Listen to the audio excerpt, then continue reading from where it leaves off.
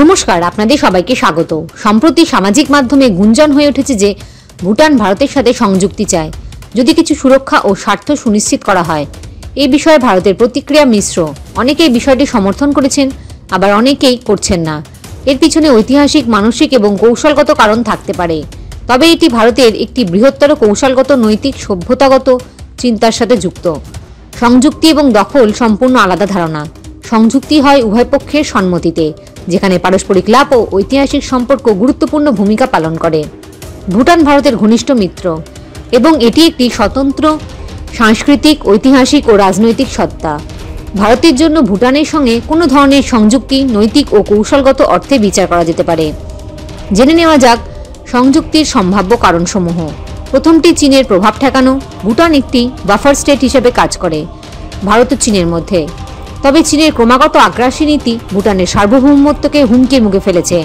ভুটান যদি ভারতের সাথে সংযুক্ত হয় তবে এটি চীনের আগ্রাসনকে প্রতিহত করতে সাহায্য করবে।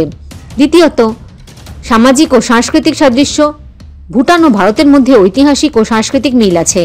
উভয় দেশের মধ্যে ধর্মীয়, ভাষাগত এবং সাংস্কৃতিক সম্পর্ক দীর্ঘদিনের। তৃতীয়, অর্থনৈতিক সুবিধা। ভুটান ভারতের সাহায্যে তার অর্থনৈতিক প্রবৃদ্ধি বজায় রেখেছে। সংযুক্তি হলে ভুটানের উন্নয়নের জন্য আরও বড় সুযোগ তৈরি হবে।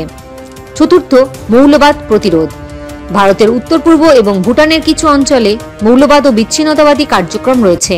সংযুক্তি হলে এই ঝুঁকি হ্রাস পেতে পারে।